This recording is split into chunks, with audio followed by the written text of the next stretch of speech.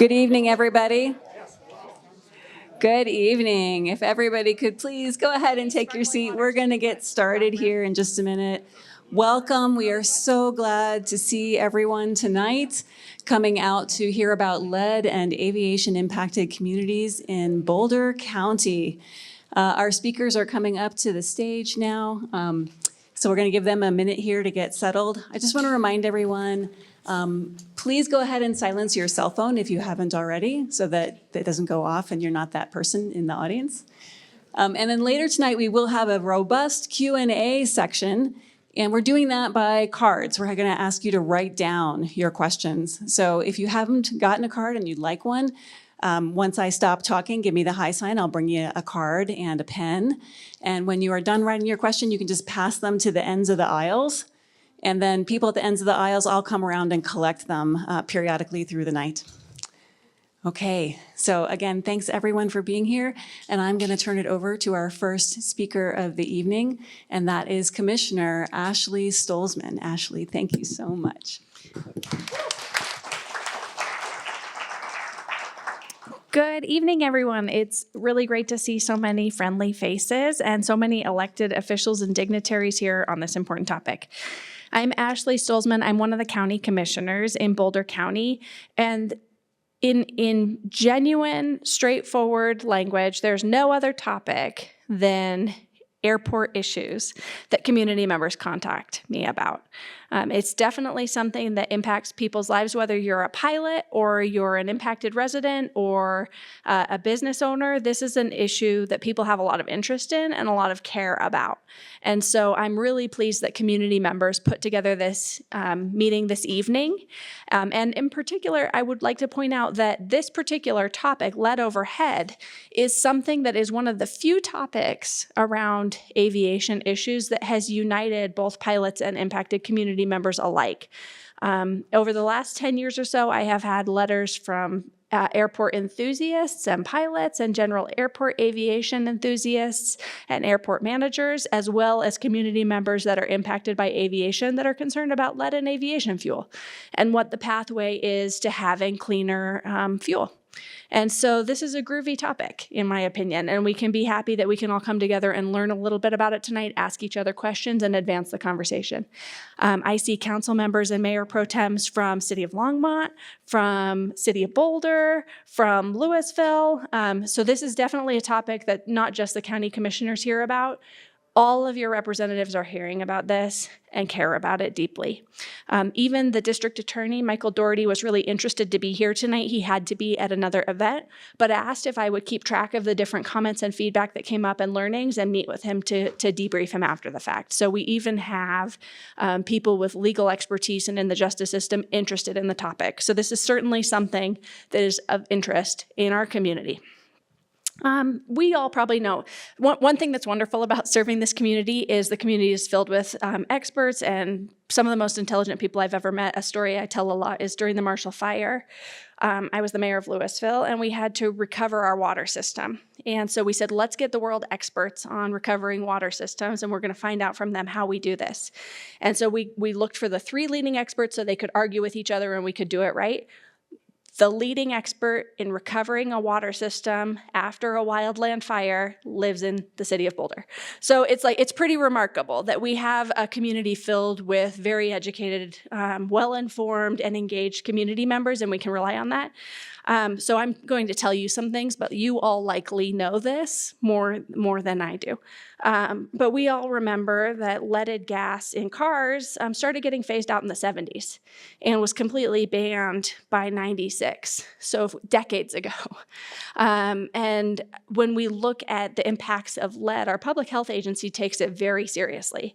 Whenever there is a blood toxicity case for a child under 2 in our county that comes forward to the public health agency, they investigate it rigorously to get to the root cause of the high lead levels in the young people's blood, because we know it's so damaging to a person's development and growth. And then they will report that to the county commissioners. So we will hear, like, for example, that there is candy that's being sold on Amazon that has high levels of lead, and this family purchased it, and then they distributed it at a birthday party, and these kiddos got hold of it, and it actually resulted in high lead. And they get to that specific of a level where they try to figure or these spices were purchased somewhere that they were not regulated and they were in a tin, or this paint or this thing or that thing. So we take lead contamination very seriously, and for good reason, because we know that there's not really a safe lead level in kiddos, and that it really delays development, and it's super impactful. And so that's why all of you are here today. We all care about this topic, and we're all interested in it, and we're super interested to hear, because we hear things like CDOT and other state agencies and airports are working on phasing the lead out. So tell us more. How can we make it go faster? What can we learn? How can we be part of it? How can we help? And why hasn't this happened yet? Those are some of the questions that, as an elected official here in Boulder County, I get. So just, again, you all, as often is the case in Boulder County, you all may already know this, but we have 4 sizable airports in the area that still use leaded aviation fuel. And of course, we know the big planes and things like that don't. But at Boulder Airport, Longmont and Vance Brand, Erie and RMMA, Rocky Mountain over in Jeffco, the general aviation airports are using leaded aviation fuel, and people are really interested to hear about the process for phasing that out and what we can all do to participate as community members to make it faster. According to the EPA, 95% of the lead in aviation fuel is emitted into the air when being burned. And just to remind everybody, the fuel is still used legally, of course, in about 170,000 small piston engine aircraft in the US. So this is a very timely topic, a topic that's very interesting to our community, and I really look forward to hearing from the experts and others tonight about how we can advance the conversation and what our next steps are. And so with that, I'll introduce the next speaker. Does anyone know who's next? Hep Ingham is next. Sorry about that, Laura. So Hep Ingham is going to come up next and introduce the next speaker and tell us a little bit more. Hep, just like so many community members, is very engaged and has volunteered diligently on this topic, so I'm honored to get the pleasure to introduce you tonight, Hep.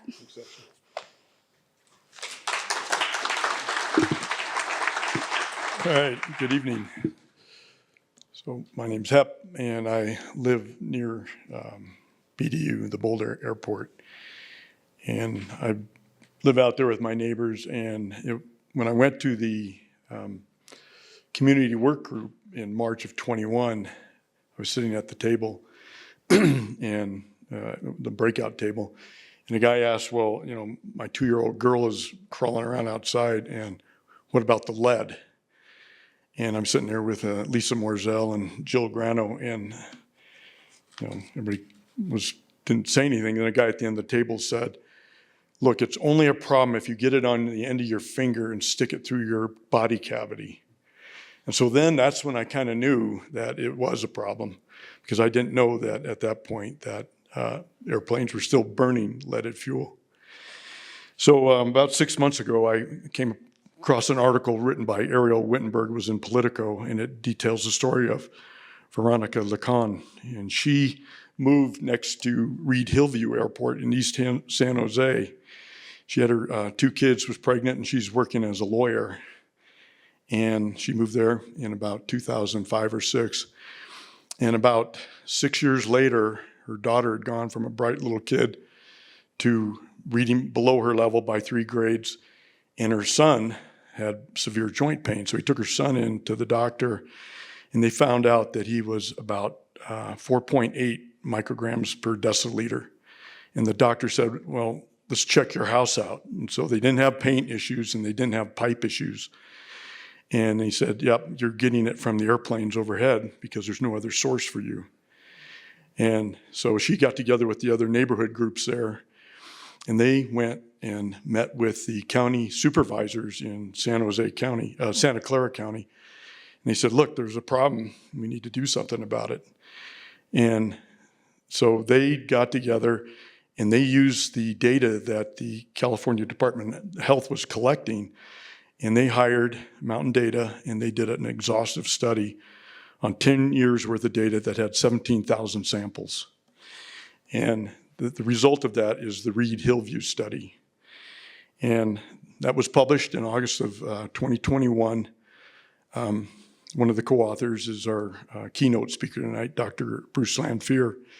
But the main point that the study revealed was that the blood lead levels in the children living around Reed Hillview Airport were coming from aviation, from the piston engine airplanes, and there was less than a 0.1% chance that it was from a different source.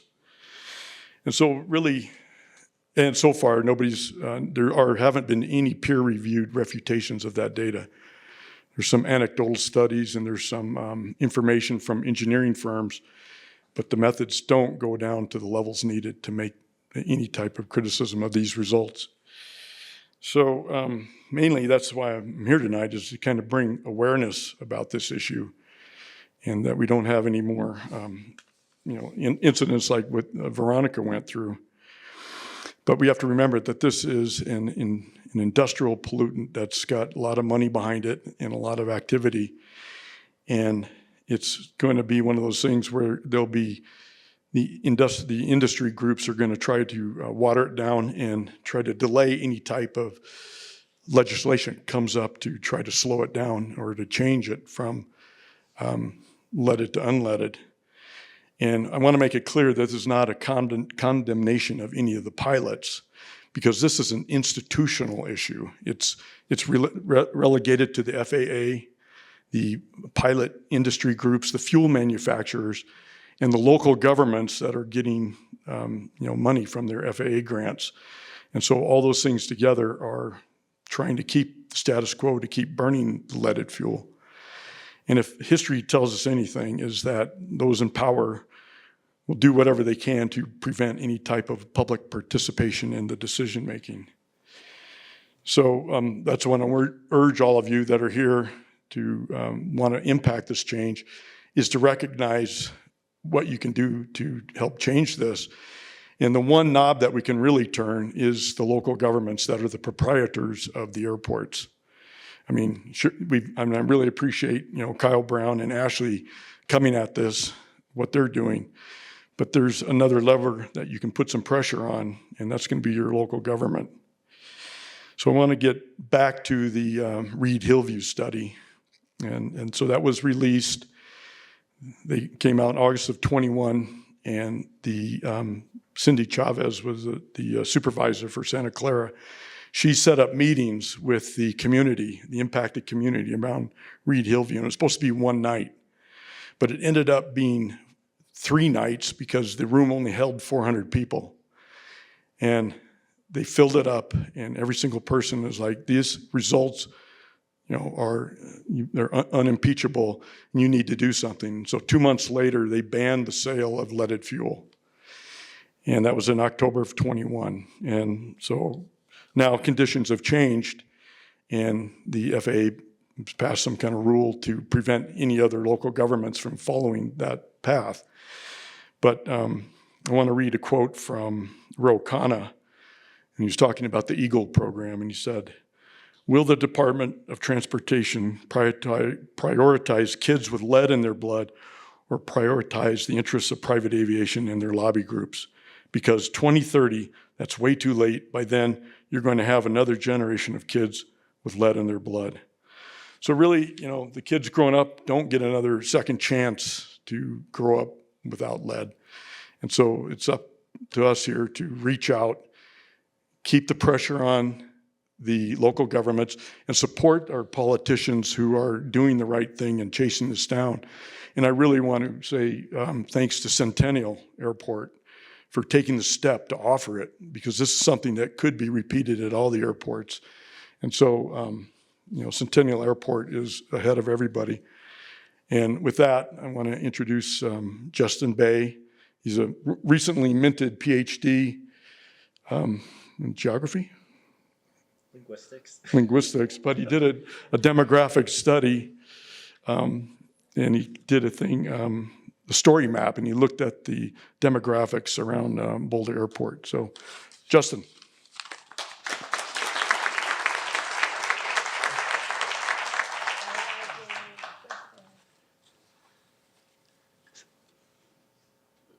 Okay, so there is a QR code right there. I'm not sure if you're able to scan it, but if you are, you can pull up the story map and peruse it at your own leisure.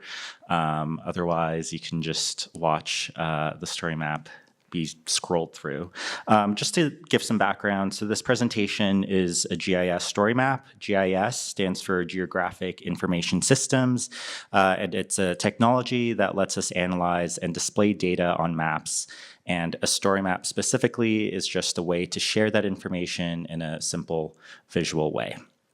So I think we can close that and then maybe just click somewhere offside since the text is highlighted. Okay, so this is satellite imagery of Boulder Municipal Airport, which will serve as the case study for this story map. And so there are a lot of various airports in the area, as has been mentioned before. And this specifically, we're going to be looking at Boulder Municipal. So a 2024 Colorado Department of Public Health and Environment study found that living within 2 miles of an airport significantly increases children's blood lead levels.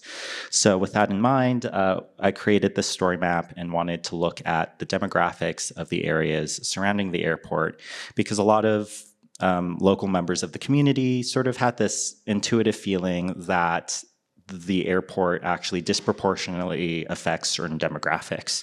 And so we wanted to test that. So if we scroll down a little bit more, I did what is called a buffer analysis. We can scroll a little bit more. So if you want to look at your own time, there is a timeline of lead and fuel, but just to go straight to the methodology. So we first started off by creating a polygon, which represents an approximation of the land area that the airport contains.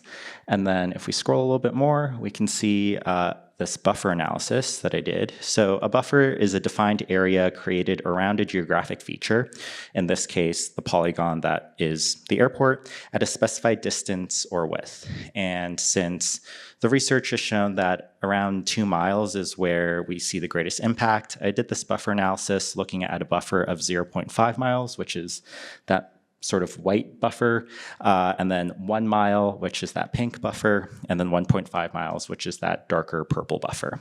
And I used data from the US Census to look at the demographics within those buffers, and specifically looked at the Latino population and the population of children, because there was sort of this intuitive feeling that these areas are largely Latino areas. So if we scroll down, we can look at the statistics from that buffer analysis. So within 0.5 miles, we see that 27.6% of the population approximately is Latino. And if we look at the citywide, it's about 10% that's Latino. So we do see that it disproportionately affects the Latino population for people that live closest to the airport. And we see that this disproportionate effect holds true at the 1 mile buffer and the 1.5 mile buffer. And if you know stats, you can see the z-scores show a very low p-value, which shows that it is actually a significant difference. And then I also just did a qualitative analysis by looking at points of interest that are within the airport. So I did see that there are about 1,000 children that live within a mile of the airport. And if we expand it to 1.5 miles, it's about 2,000 children. And so in this qualitative analysis, we see that a lot of areas that children congregate are areas that are actually within the airport. So if we scroll down, at first we see the airport. Next is the Boulder County Jail, which is not a place where children congregate usually, but it is a point of interest because of what is known as the lead crime hypothesis, which is this idea that there's a correlation between blood lead levels and crime rates. And so this is sort of a concern in terms of rehabilitation efforts if the jail is right next to the airport where there might be elevated lead levels. Anyway, we can scroll a little bit more. So there is Vista Village, which is a low-income community, so that's another thing to keep in mind. And we can scroll to the next one. So there are several parks that are within 2 miles of the airport. So Valmont City Park is right there. There is also a school within the area. And then the next one. There is the Pleasant View Field Sports Complex, which has both youth and adult soccer fields that are in the area. And then the East Mapleton baseball fields, which is also where the YMCA is a neighbor of, which is within 1.5 miles. And so just to conclude, both the quantitative and qualitative analysis raises concerns in terms of equity, in terms of the Latino demographics, as well as general public health concerns in terms of the children that live within the area and may congregate within the area. All right, so that's all I have. Up next is Dr. Bruce Lanphear, co-author of the Reed-Hillview study, physician, public health epidemiologist, professor at Simon Fraser University, and advocate for children's health.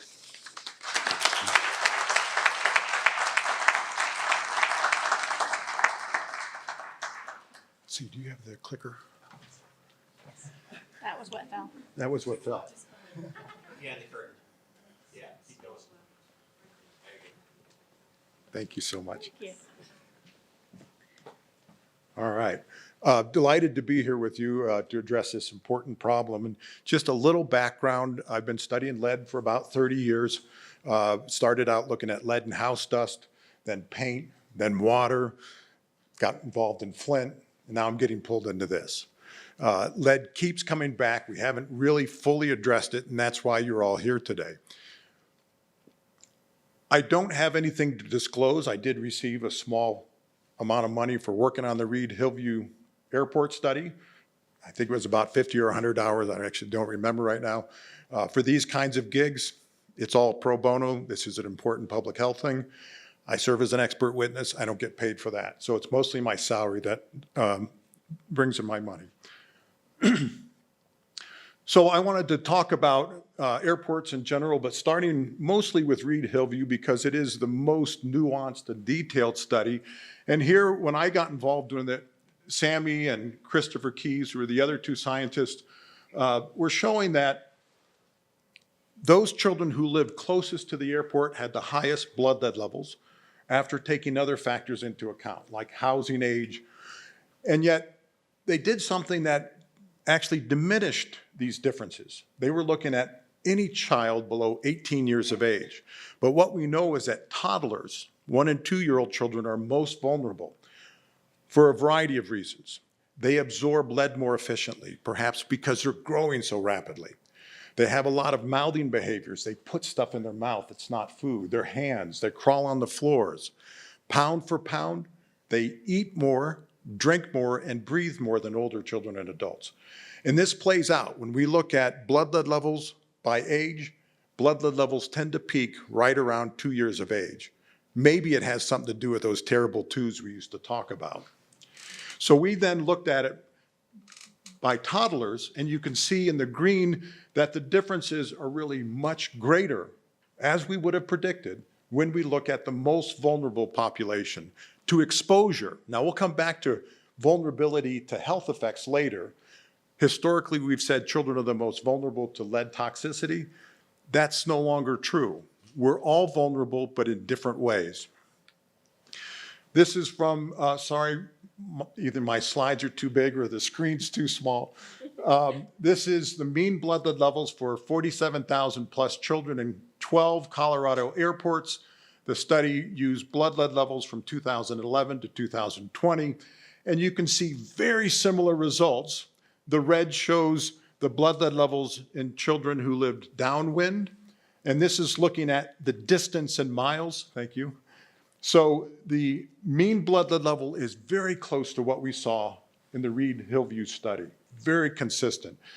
When there was no downwind, again, we see the highest blood lead levels in children who are closest, which you really can't see, and then as you move further away, blood lead levels decline. Again, taking other factors into account. This is, am I in charge of that? This is perhaps as close as we're going to get to like a randomized controlled trial, like a drug trial. What we did in the Reed-Hillview Airport is looked at what happens to children who live close to the airport and those who live further away as air traffic increases. For the children who lived nearby, as air traffic increased, we saw their blood levels increased. For those who lived further away, not much of a change. To add to that, during COVID, when air traffic declined by 50%, guess what happened to children's blood levels that lived nearby? Declined by 50% or thereabouts. So we've got really good evidence. This would be a natural experiment, really powerful evidence. Now we're going to look at just the toddlers, right? Because we're interested mostly in those who are most vulnerable. And we're going to use this cutoff that's now used. Now, there are health effects below 3.5 microgram per deciliter. We'll talk about those in a minute, but this is what we use because we know we can't bring blood levels down tomorrow, right? It's going to take us some time. But if we look at children who lived, I think this maybe I'm going to do something. If we look at children who lived within a half mile compared to the typical child, their blood lead levels were about 2.5. That was their average or mean. And about almost 6% exceeded that level of concern. We might call that lead poisoning. That's when we want to do something to try to bring that level down. If we take into account children who live close by and during maximal traffic, it increased to 3.3. 7% exceeded that level. Add on top of that, living east of the airport, that's downwind. If you live downwind as a child, your blood level increased by 25%. Now we're up to 10.5% that exceed that value. And then if you add on top of that lower income, that could be because the diet in lower income families isn't as good. If you are calcium, if your dietary intake is deficient in calcium, or if you're iron deficient, you will absorb lead more readily. And so here we can see almost 14% exceeded that level when we took all those factors into account. This is looking at national data and air monitors from around the country. And what you can see here, the point of this is to show how steep the increase in blood lead levels is down at the lowest measurable levels. There's not a threshold. It's not gradual. It's really steep. That would be like getting straight out of college and becoming a millionaire, right? You make a lot right away, but here it's not so good. 70%, the EPA estimates, of lead in the air today is from leaded aviation fuel. 70%, the major source of airborne lead today. There's other reasons we should be particularly worried about lead that comes from aircraft emissions. First, the lead particles that are emitted are very small. Overall, about 13 nanometers, and the lead particle itself is about 4. If you compare that to lead in paint, the size of the lead particle is much larger in paint. Why does that matter? Well, just like with nanoparticles, the smaller the particles, there's more surface area, and it's going to be more toxic. Moreover, the olfactory nerve has metal transporters on it. The same metal transporters we know increase absorption of lead in the gut. And so because of the small size and because of those metal transporters, lead can go right up into the brain. But it can also go into the lungs and get into our system, into our arterial system, and we'll come back to that in a little bit. You guys have been hearing a lot about plastic particles, right? And everything from testicles to the placenta to our brains. Well, lead has been doing that a lot longer than plastics. This is just to show you, for adults, 95% of your lead is stored in your bones. For the women, when you go through menopause, your blood lead levels will spike because your bones are breaking down faster than they're building up. If you've had 3 or more kids, the spike won't be as high because you offloaded some of the lead stored in your bones to your kids when they were being conceived and during your pregnancy. But most of our lead is stored in our bones. And we can measure lifetime cumulative measure in people in their bones. And when we do, we find out that the blood lead level, while it's still a good measure, isn't as good as bones. So all of the studies I'm going to show you are underestimating the health effects of lead because of that. So let's look at brain function for a minute. We've been looking at brain function from lead exposure and pesticides and fluoride for 20 plus years. Others have been doing it for 50. These are the three major ways we do it. I'm not going to do any brain imaging studies. I'm going to talk a little bit about IQ scores or cognitive abilities and behaviors, particularly ADHD. This was a seminal study by Herb Needleman, who was one of my mentors. He enrolled 2,000 school children. He got them to give them their baby teeth. Why would he want their baby teeth? It's just another type of bony tissue, right?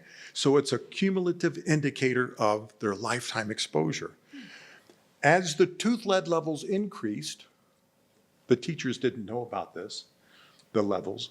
As the tooth lead levels increased, the homeroom teachers had reported that the children with the highest tooth lead levels were less able to follow directions. They were less persistent. They were more likely to be daydreamers. They were more likely to be impulsive. In short, they were more likely to have what we now talk about as ADHD. What about cognitive abilities? I'm going to use reading score, very highly correlated with IQ. And what you see here, beginning at the lowest measurable levels, down below 1 microgram per deciliter or 10 parts per billion, we see steep decrements in reading scores. This was in a national survey. We've confirmed this with IQ studies. It's been looked at in dozens and dozens of studies, and when they've looked at it carefully, they always see this steep drop-off. There is no threshold. That's how we regulate non-carcinogens, cancers that don't cause cancer. We assume that there is a threshold. But for most of the things that I've studied, we find no evidence of a threshold. This is worse than a threshold. This is showing proportionately greater harms at the lowest measurable levels. It's still worse having a high blood lead level, but let me just go to the next one, and let's see if I punch this, it comes out right. There you go. Sorry, you guys have to twist. The largest drop in IQ from lead exposure occurs at the lowest levels. As the level of lead in children's blood increases from 0 to 100 parts per billion, IQ scores drop by about 6 points. In contrast, an increase from 100 to 200 parts per billion results in an IQ drop of 2 more points. An increase from 200 to 300 parts per billion results in an IQ drop of another point. In fact, the World Health Organization and other agencies agree there is no safe level of lead exposure. So for the same increase in exposure, we see greater harms at the lowest levels. It continues, but the greatest reduction is at the first 10 microgram per deciliter. All right, so let's now look at the long-term impact. Lead toxicity doesn't only impair children, it affects people over their entire life. The ability to think and reason increases as we mature, peaks during young adulthood, and then begins to decline in our 60s. Children who have higher lead exposure never reach the same peak ability as children with lower exposure. At the other end of life, adults with higher lead exposure have accelerated decline in their mental abilities and may develop dementia sooner. So there's a number of studies just this past year and a number before that where we're beginning to find evidence that lead is one of the risk factors for dementia. Now, dementia, the number of cases of dementia is increasing because a lot of people are growing old, right? The baby boomers. But the incidence is actually declining in exactly what you would expect because we took lead out of gasoline 40 years ago, right? There's a long lag period. So do these decrements, a 3 to 5 IQ point decrement, do they really matter? Don't they seem kind of subtle, right? It's only 3 to 5 IQ points. Is anybody willing to give up 3 to 5 IQ points? How about for your kids? It is hard to tell from kid to kid a difference of 3 to 5 IQ points. My wife's a developmental pediatrician. This is what she does. And probably she can pick it up over time, but if you just evaluate them in one day, it's pretty tricky. But when you look at the population impact, it begins. Most of us have IQ scores that fall between 85 and 115 points. Only 2.5% of children have an IQ above 130, which is considered gifted. There are about 6 million children in this group. On the other end of the distribution, another 2.5% of children have an IQ below 70, which is considered challenged. The impact of exposure to a toxin like lead causes a 5-point drop in IQ. This shift results in a 57% increase in the number of children that are challenged, from 6 million to 9.4 million. There is a corresponding decrease in the number of children that are gifted, from 6 million to 2.4 million. Little shifts matter. The impact of exposure to another toxin, like flame retardants, results in a further increase in the number of children who are challenged, from 9.4 million to over 11 million. There is a further decrease in the number of gifted children.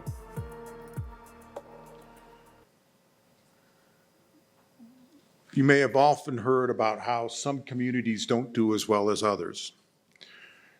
In Cincinnati, where I was, over the Rhine was one of those communities. The children didn't do as well in school as they did in a more affluent part of the city.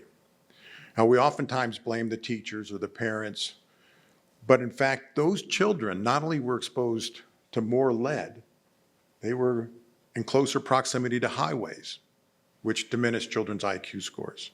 They were more likely to live in multi-unit dwellings where they sprayed monthly with pesticides, which we also know knock off IQ points. So we have ignored this. We have said that most of these differences are either bad seed or genetics, but it's not true. Most of these are driven by environmental triggers, and some of those are toxic chemicals. Others, of course, include nutrition. We've seen reductions in blood lead levels. Is it completely safe below 1 microgram per deciliter? Probably not. This is a study of mice at levels exposed about 1,000 times less than we're exposed to today. And Jay Snyder could still see stunting of the neurites and the dopaminergic neurons from the forebrain of these rodents, even at levels 1,000 times lower than we're exposed to today. And in fact, that shouldn't be a surprise. Each of these dots and these cartoons, sorry you guys can't see this, that's why I didn't come up. Each of these dots represents 40 micrograms of lead in the bones of those children. This cartoon represents a lead poisoned child. This child represents the typical child in the 1970s. This child represents a pre-industrial child with that one dot. Today, you and I and our children are still 10 to 100 times more heavily exposed than our pre-industrial ancestors. We don't know what normal is. We've all been lead exposed. Let's talk about behaviors a little bit. We're back to this study, and we then did this national survey where we looked at children's blood lead levels, and then we categorized them into 3 groups: the lowest third, middle third, and the top third. And what I'm comparing here is the lowest third, which is the blue bell curve, and the top third, which is the red bell curve. The children in the top bell curve, their cutoff was 1.7 microgram per deciliter, not especially high. And when we look at the differences in these behaviors consistent with ADHD, we can see that the mean number of symptoms doesn't change that much, does it? It just shifts from 1 ADHD symptom on average to 3. Now, a child who has ADHD, who's diagnosed, typically has about 15 symptoms. Inattention, can't sit still. So does this matter, this little shift in symptoms? It absolutely does. Look at what happens here at the tail end. You see an increase in the prevalence of ADHD from 5% to 13%, more than a 2-fold increase, even though the mean symptom shift is quite subtle. Now, what happens if we expose children to another toxic chemical? What if their mother smoked? Well, if the mother smoked during pregnancy and the child had a high lead level, we see a much different picture.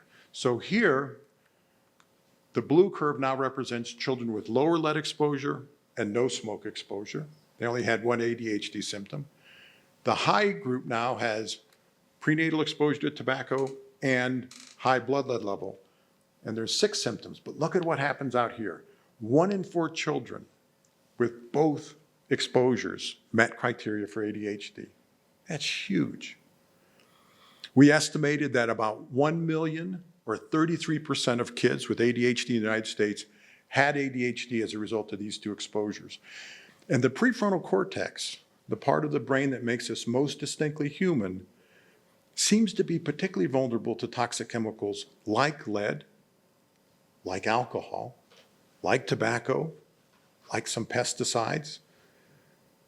And we keep doing the same damn thing. We're exposing our kids to many of these things.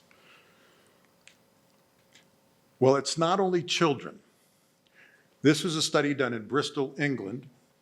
I'm going to change the metrics a little bit. Parts per billion. 1 part per billion is about a teaspoon in an Olympic-sized swimming pool. Pretty small.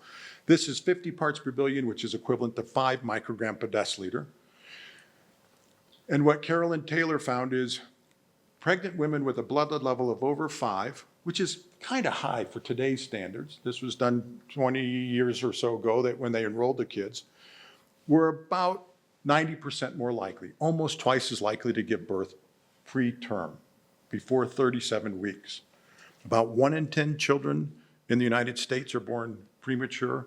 There are some countries where it's about 5%. And there's no reason we can't have a 5% rate just like those countries. This is not a genetic problem. This is an environmental problem. We just finished a study in Canada where we had 2,000 pregnant women. We found that a 10 part per billion increase, this is considered safe or innocuous by most people. That's going from around 0. When I say around 0, it's because that's what we're measuring, but we can go down further than that. An increase from around 0 to 1 microgram per deciliter, or 10 parts per billion, you can see why I'm trying to use parts per billion, it's easier, was associated with a 50% increase, right? This is for levels thought to be safe or innocuous, a 50% increase in preterm birth. But wait, it gets worse. This next part hasn't been replicated, but what we found is that if we look at a 10 part per billion increase in women who are vitamin D deficient, which is not rare or unusual, it was a 3-fold increased risk in preterm birth. So what do we do when we have preterm babies? We build more NICUs. We don't look upstream to try to find the root causes, but we know many of them, and lead is a big one. It continues to be a big one. All right, heart disease. For years, I worked with Ellen Silbergeld, who would chide me for not studying adults. I thought it was hard enough studying kids. There was enough to do. But finally, we looked at the evidence to say, does lead cause coronary heart disease? We already had established it caused hypertension. Does it cause coronary heart disease, heart attacks? And we had a panel meeting in 2012, and the conclusion of the panel was no. But when I looked at the evidence, I said, wait a minute, we've got lots of evidence. And in fact, the next year, the US EPA Science Advisory Board said, yes, lead is a causal risk factor for heart attacks, for coronary heart disease. It's probably not is anybody's risk list. Have you heard about lead and heart disease? All right, well, you're in for a treat tonight. There are, of course, a lot of different things, but we found that lead was the leading risk factor, the #1 risk factor in the United States. Lead is also a risk factor for coronary heart disease. That's when your heart is slowly or suddenly suffocated by an obstruction of the arteries feeding the heart. In a national study, we found that deaths increased sharply at blood lead levels below 50 parts per billion, the level considered safe. There was no threshold or safe level. If we let the narrowing of this coronary artery represent the risk of dying from heart disease, you can see that most of the narrowing occurs below 50 parts per billion. We found that lead accounts for about 185,000 deaths every year. So I'm going to let you on some magic of prevention strategies. So the risk of dying from heart attacks was about the same if you smoked or if you had an increase in blood lead from the 10th to the 90th percentile. It was about the same. But there were many more deaths from lead exposure. Why? Well, only 20% of people smoked. Everybody was exposed to lead, and there's no threshold, there's no safe level. So we're all at risk, but if you're at the very lowest levels, you're at a little less risk, but we saw the same pattern, steep increase in risk beginning immediately. All right, this is a video we haven't yet released. I'm just going to show you a short segment of it, but what we're going to show you is a natural experiment. From 1968 to 1978, there was a 20% decline in heart attack deaths, and nobody's figured out why.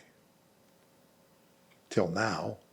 This is where things get really interesting. Thanks to growing public health awareness and lawsuits, the United States began phasing out leaded gasoline. The Clean Air Act, passed in 1970, was a game changer. Over the next 2 decades, the production of leaded gasoline plummeted, and with it, lead in air. As the use of leaded gasoline dropped, so did the amount of lead found in the blood of Americans. This toxic metal, which had been silently poisoning millions, was suddenly disappearing from the air we breathed, and with it, deaths from heart attacks. It doesn't get much clearer than this. But if you need more proof, we can look to Britain. While the United States saw a drop in heart attacks in the 1970s, Britain didn't, even though air pollution had declined. When Britain did begin to reduce production of leaded gasoline in the mid-1980s, however, heart attacks declined just as they had in the United States. But wait, it wasn't only heart attacks that declined. Hypertension, or high blood pressure,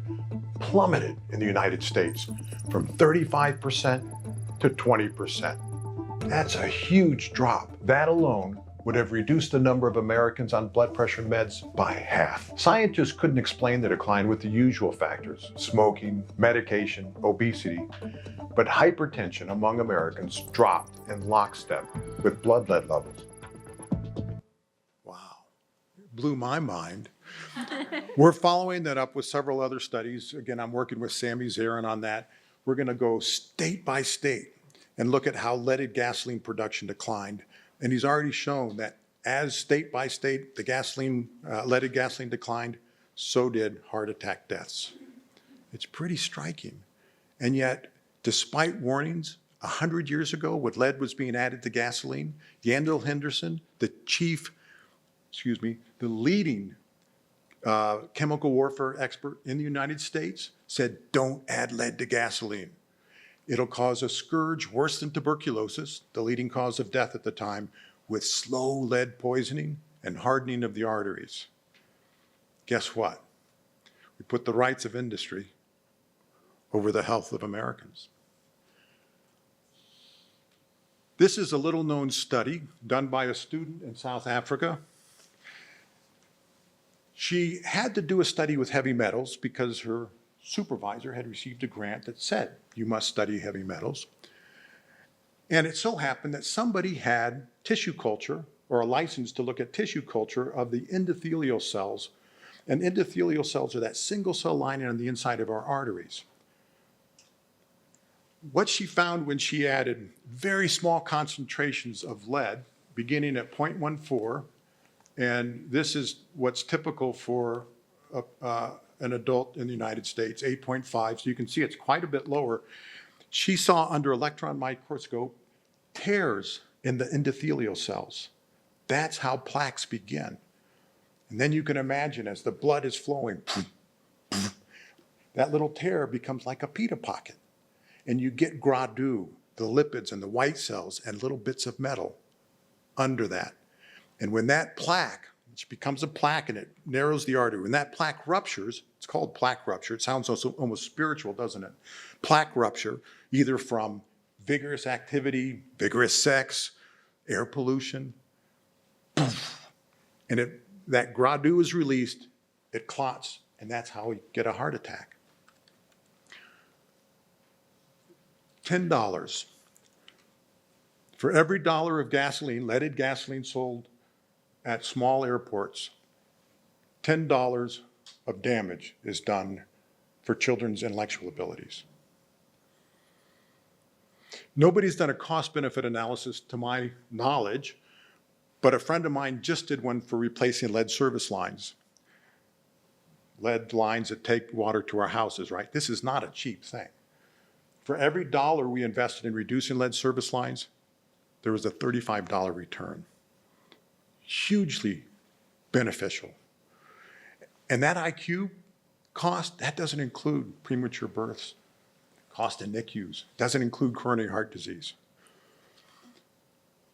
We'll go down in history as the first society that wouldn't save itself because it wasn't cost effective, Kurt Vonnegut said. But what if it is cost effective? Would we do it? So as a public health physician, as a population scientist, as a father, what do I conclude from all this? These studies clearly show that children are at risk, that leaded aviation fuel exposes children living near the airports to harmful levels of lead. Now, we use children because we're not adequately monitoring the air, but we also suspect that pregnant women and adults are also being exposed to harmful levels of lead. We know from documented harms, consistent documented harms, that these small increases in blood lead levels are enough to lower IQ, raise the risk of preterm birth, and increase heart attacks.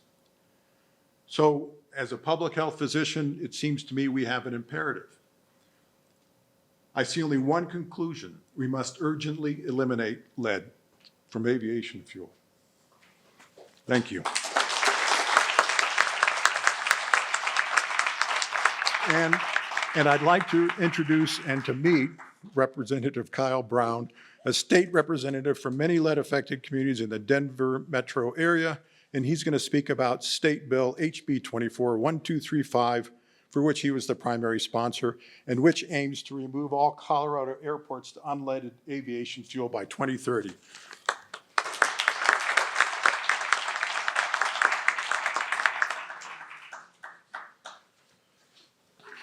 Well, first of all, thank you very much, Dr. Lanphear, for the introduction, and thank you for that really detailed and thought-provoking presentation. You know, I have followed your work, and the work that you did in California and here in Colorado has been an inspiration, and that's really where I start.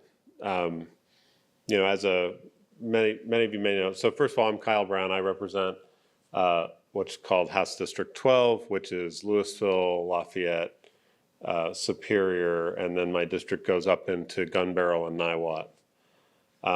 Those are communities that are dealing with this very problem, right? We are in the shadow in Louisville and Lafayette and in Superior. We are in the shadow of Rocky Mountain Metropolitan Airport. Further north, folks obviously are more concerned about either the Boulder Airport or about the Longmont Airport. And so, you know, I started working on this issue. I've been working in public health and health policy for my career, but this particular issue of the impacts of aviation on our communities became a passion of mine when Commissioner Stolzmann and I served on Louisville City Council. And we started to try to work together with other neighboring communities to try to reduce the impacts of aviation on our communities. It's a challenge, right?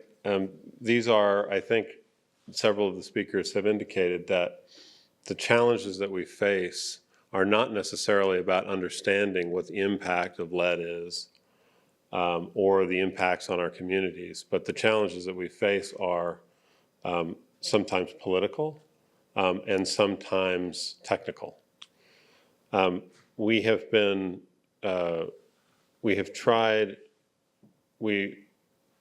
aviation is regulated in a particular way in the United States, and people have already mentioned the FAA. The bulk of aviation regulation happens by the FAA, and that is, I suppose, by design, so that there are a similar set of rules across the country for pilots as they fly around the country. It's very easy to get from one state to another in a plane. But the other part of that is the local governments who often control or own airports. And so they control often the development of those airports or to some degree, the impacts on the surrounding communities as they develop. I think it's important because communities that I represent don't necessarily have a seat at either one of those tables.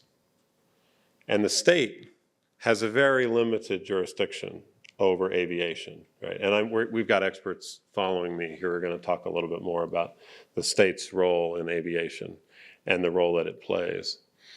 And so, what is the role? How can we as a state government really impact this problem, right? Folks, the data is clear. There's no safe level of lead. Folks are being often driven crazy by noise that's impacting sort of the peaceful enjoyment of their homes. How do we make sure that these communities can coexist in a better way? Lead is the first priority and needs to be the center point of that conversation. So as we started to work on this in my office and elsewhere, we started to realize that the state, while we don't regulate the airspace and we don't own the airports, we do provide funding, and we do have an aeronautics board that is about making sure that we have a vibrant aeronautics industry. These are our aeronautics, our small general, what's called general aviation airports, like the ones in this area, are often the center point of where we train our pilots. And funding from the state, as well as from FAA, goes to help support these airports. So we also, many years ago, back in the 80s, we put a tax on aviation fuel, both on jet fuel, which does not contain lead, as well as general aviation fuel for piston engine aircraft. And that money goes into a fund that helps to support airports. So things like runways, towers, etc. What I think is important for us is to say we as a state have an obligation to make sure that if we're spending money, that money is spent in a way that fosters a better relationship between our communities, right? It really started, the story of House Bill 1235, which Dr. Lanphear mentioned, is a story of the community rising up and saying, this is ridiculous, we're scared, our kids are scared, and we need to do something about this. We held a town hall, which many of you may have attended, about 2 years ago in Superior at the Superior Community Center. And it wasn't just folks from Superior that came. It was folks from Centennial Airport and the affected area around Centennial, folks from Longmont, folks from Erie, folks from Boulder, from around the state that were worried about this issue. I'd say we had hundreds of people. I didn't count. I won't say it was the biggest crowd ever. It's a little joke. We had the Attorney General present. We had the President of the Senate. We had other state representatives with me. And what we heard loud and clear was, we need to do something about this. And it was at that moment, in that room, that I made a commitment to my community that we would introduce legislation and we would pass legislation in the upcoming year to try to make an impact on the lead that is in our communities. We didn't get everything that we wanted. I'll be the first to admit. But it was an important step. And as we worked with industry, as we worked with the community, we started centering around, right now we give money out. We give money out specifically to these airports that are training pilots, and those pilots go on to fly 747s and whatever else, right? But there are ways that we can say, if you're going to receive state dollars, you need to be a better neighbor. You need to be working towards reducing and eliminating lead. You need to have a plan, right? You need to have a plan to reduce noise in your community, because that's another thing that sort of comes along with the lead problem, is the noise overhead. And then you need to, and so we had some sticks related to our own funding. We also had some carrots, specifically for pilots.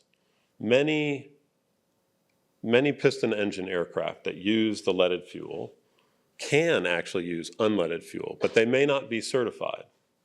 So we provided a tax credit for pilots and flight schools to go out and get their planes certified for unleaded fuel.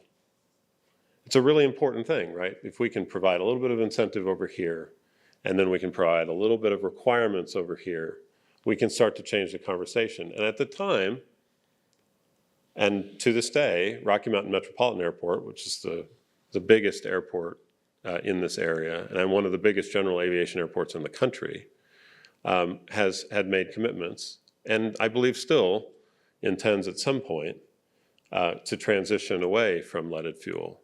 Unfortunately, they have not yet taken advantage of some of the funding that's in the bill. An important part of that bill was funding.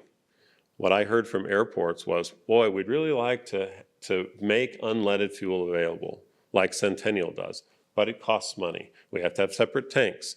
We have to, the fuel itself is expensive, right? And so I said, great. At that time, the state had money. We do not have money anymore. Anybody who followed the special session would know that. So we've set aside $1.5 million a year for general aviation airports to make this transition, so that Rocky Mountain Metropolitan Airport or Longmont or Boulder can come to the state and say, we're an airport in a populated area. We want to offer unleaded fuel, and the state would then be able to provide grants for the tanks or grants that would help to subsidize the cost of the unleaded fuel, because unleaded fuel is more expensive.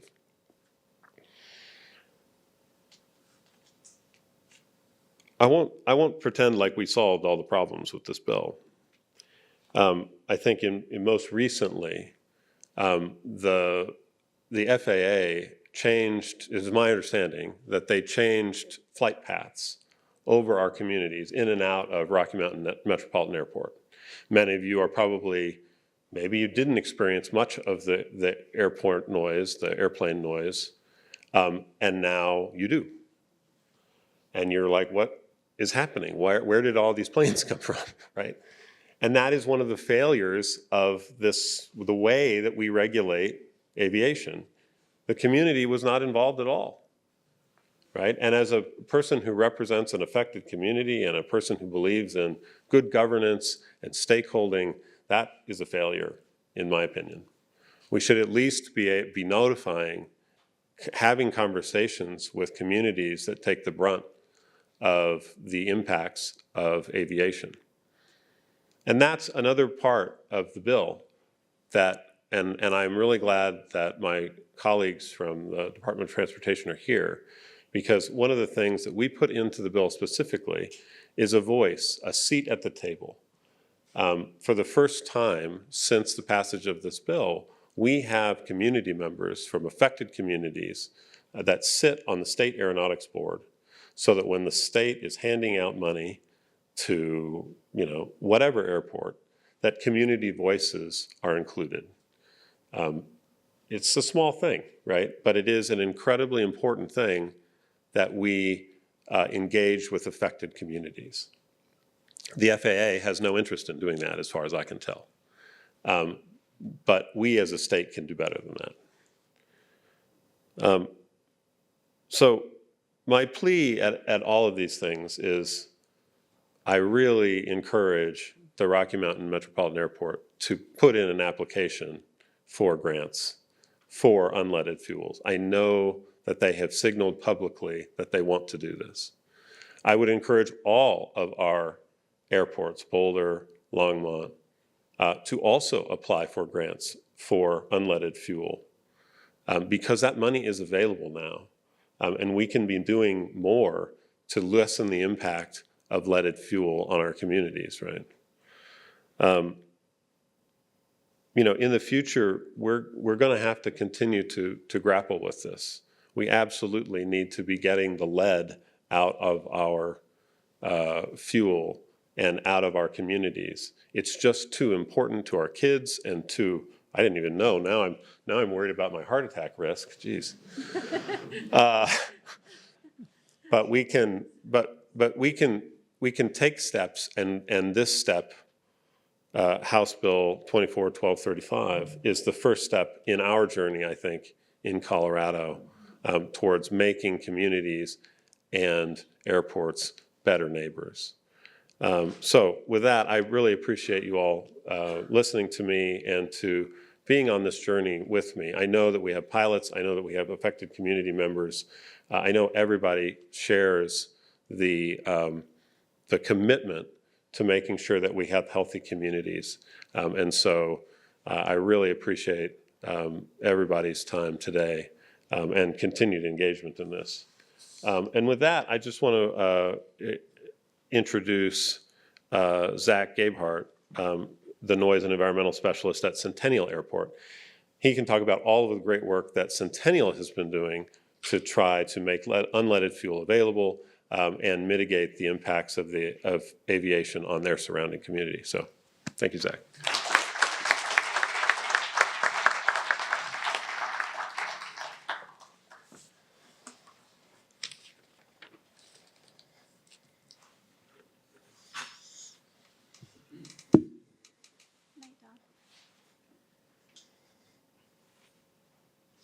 Awesome.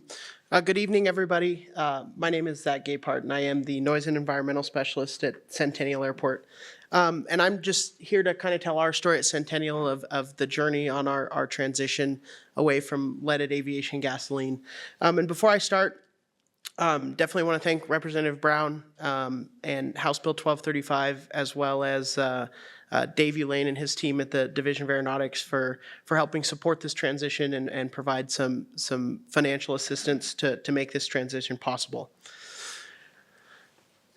So in May of 2023, Centennial Airport became the first and only airport in the state of Colorado to offer unleaded aviation fuel. The product that we offer at Centennial Airport is made by Swift Fuels, and it's their UL94 fuel.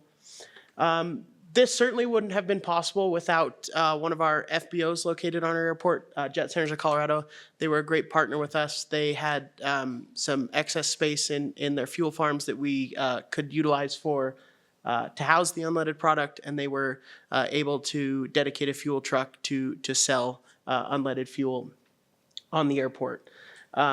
This was already talked about a little bit by Rep. Brown, but aircraft eligibility to use unleaded fuel, because the product that we offer can't be used in every airplane in the fleet, so it's tied to something called the Supplemental Type Certificate Program. So that's how an aircraft owner can go to the FAA, get the appropriate approvals that they need to, make any modifications that are needed to the aircraft so that they can take the unleaded fuel. So we kind of have two incentives at Centennial. So we have a fuel subsidy program, so we bridge the gap of the cost between 100 low lead aviation gasoline and the UL94.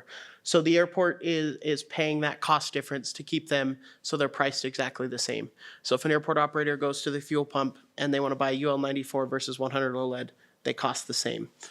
And the other thing for the supplemental type certificate, so there's a cost to the aircraft owner to get that supplemental type certificate for the aircraft. The airport will also cover up to $110 of the purchase of that supplemental type certificate. And right now, I think those are about $103. So the airport is fully covering the cost of an aircraft owner to obtain that supplemental type certificate so they can use the unleaded fuel in their aircraft. So initially when we started, the airport independently invested over $300,000 in fuel subsidies and STC reimbursements. So we started this transition before House Bill 1235 came into fruition. But now, after the opportunities that are provided by House Bill 1235, the Colorado Aeronautical Board has unanimously approved 2 grants for Centennial. So in 2024, it was for $300,000, and then for this year, it's $350,000.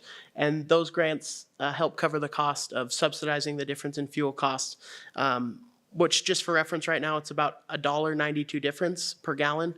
So every gallon of unleaded fuel that's sold, we're paying that $1.92 difference to keep it competitively priced with 100 low lead aviation gasoline. And then, this has helped us offset the investment required to keep the UL 94 competitively priced and available at our airport. So this was kind of the story of how we got unleaded fuel at the airport and how we started moving towards that transition. I want to be completely transparent that there is challenges with this transition. It's not something that can be switched overnight. Every airplane on your airport is using it. There are challenges that come along with it. So I want to dive into just a few of those now. So the basis of a lot of these challenges is that UL 94 has a lower octane rating than 100 low lead. So 100 low lead has an octane rating of 100, 94 UL an octane rating of 94. So currently, a significant portion of piston engine aircraft still require the use of 100 low lead fuel. So at this time, it makes a complete transition impossible until there's a full drop-in fleet replacement unleaded fuel.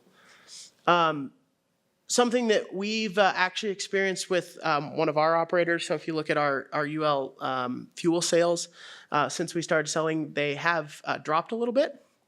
One thing we've discovered is an operator that uses the UL 94 fuel on our airport in the summer has experienced some overheating issues with a certain type of aircraft in their fleet. And this is due to the differences in the octane rating and the engine performance. So there are aircraft that they've had to switch back, at least in the summer months, to using 100 low lead fuel, at least temporarily, to avoid those engine overheating issues. Thankfully for the operator that operates at our airport, they've pledged to transitioning those airplanes back to unleaded fuel in the cooler months when there's not overheating issues. So we're certainly thankful that they're willing to work through the challenges to help us keep this transition going. One of the big challenges that was mentioned is the infrastructure it takes to offer this fuel. You have to have a dedicated fuel tank to store it, and you have to have a fuel truck to dispense it. So that's obviously a significant upfront capital cost for either the airport or the FBO or whoever is financing the transition. So that's another challenge, obviously, that can be overcome, but it still is something that can get in your way during the transition. And then the biggest thing that we like to talk about is if airports or regulators push for too fast of a phase out of 100 low lead before a true fleet-wide replacement is available, that could have very much negative impacts on safety, operational limitations on the operators, and then can obviously put financial strain on the airport as well. So I just want to make sure that that's all clear, that there is hurdles in this transition, but if you have great partnerships at your airport, there are hurdles that can be overcome. And we're certainly still working through those at Centennial, and we will continue to do so to keep pushing this transition well ahead of that 2030 deadline to phase out leaded fuel. So finally, what's kind of moving forward for Centennial on the unleaded aviation front? So we'll continue to support and lead unleaded fuel adoption while balancing the needs of the broader aviation community. So walking that fine line of how can we get unleaded fuel and get it adopted as quickly as we can while still working within the limitations of the operator and within federal law and those sorts of things. And we are preparing for the eventual introduction of a fleet-wide solution, so something like the Swift Fuels 100R product, or something that has a 100 octane rating and is a pretty much drop-in replacement for leaded aviation gasoline. And then obviously our commitment for ongoing collaboration with policymakers, fuel suppliers, and industry groups will be critical to make this transition successful and viable, and help it occur much quicker than it may have without these kind of collaboration and relationships. And then Centennial, we're committed to leading by example and helping other airports with what we've learned along the way, in their journey to transition to unleaded fuel, and really be a test bed of how this can be adopted statewide, obviously with the help of the state and the grant opportunities that are available there. And then just one more thing that I want to touch on is House Bill 1235 not only addressed noise concerns, it addressed lead concerns, but there was also a provision in there that once electric aircraft are viable in this state, there's some opportunity there for grant funding for electric infrastructure and things like that will require the adoption, that will be required at airports for the adoption of electric aircraft. And that's really where we're looking next at Centennial is, how can we finish this transition to unleaded fuel? And then how can we now look at the next step going forward of how do we bring electric aircraft to our airport and support them, which not only comes with, zero emissions from the aircraft, but it also has a positive noise benefit and all those sorts of things. So again, just here to kind of tell our journey so far, and that it's not, it hasn't come without its challenges, but we're committed to overcoming those challenges and continue the transition to unleaded fuel at Centennial, and then looking ahead to the adoption of electric aircraft, as those become available as well. So with that, happy to introduce Dave Ulane, the Director of the Aeronautics Division, to talk a little bit more about the opportunities offered by the state.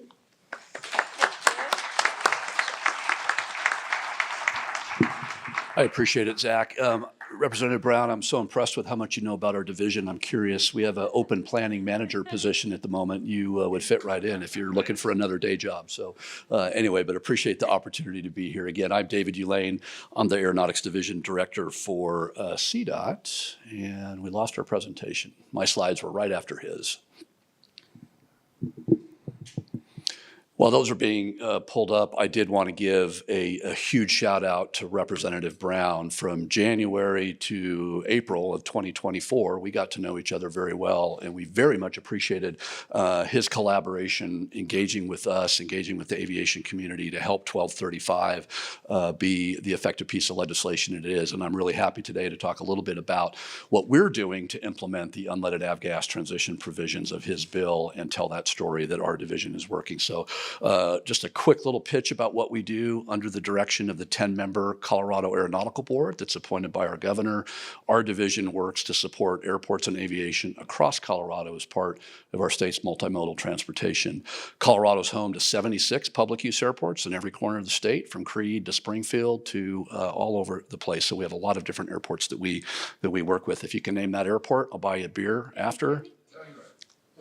Telluride, you got it, very good. One of the prettiest airports in the country, I would say. But I want to talk a little bit about the grant funding that Representative Brown talked about. As he noted, we worked with him to put a provision into the bill that would have us as a division set aside the lesser of $1.5 million, or 10% of our annual discretionary aviation grant program that we have for airports. Our division is funded entirely and solely by the 3 state aviation fuel taxes collected in Colorado. Luckily, we're not subject to the vagaries of the general fund appropriations, so we get to keep doing what we're doing despite some of the other challenges. But we wasted absolutely no time. Our board was queued up and ready to go in less than 2 weeks after the governor signed Representative Brown's bill. Our board awarded the first unleaded fuel subsidy grant that Zach referenced in his presentation to the airport in June of 2024. We're very happy to do that, and we were very happy that we had a collaboration. We knew about Centennial's program. They were the one that invented it. We don't get to take the credit for that. But we said, hey, wait a minute, what if you could clarify in statute that it was an eligible use of our money to help fund those programs, which Representative Brown did, and it's great. So our grant funds 90% of that program for the airport. We always have the airports have some kind of skin in the game with all of our funding, and then he's responsible at the airport for 10%. So that was the very first grant that we issued in 2024. Later that year, our board did approve a small grant for Rocky Mountain Metro Airport. One of the other grant programs we do is we will help airports with their local match on Federal Aviation Administration funding. So Rocky Mountain Metro had received a $630,000 federal grant for an unleaded fuel tank installation. We helped them pay for part of their match. And so that grant was awarded at the end of 2024. For this year, we've continued that, and we, again, as Zach noted in his presentation, we've awarded Centennial Airport a second transitional fuel price subsidy grant to help them with that.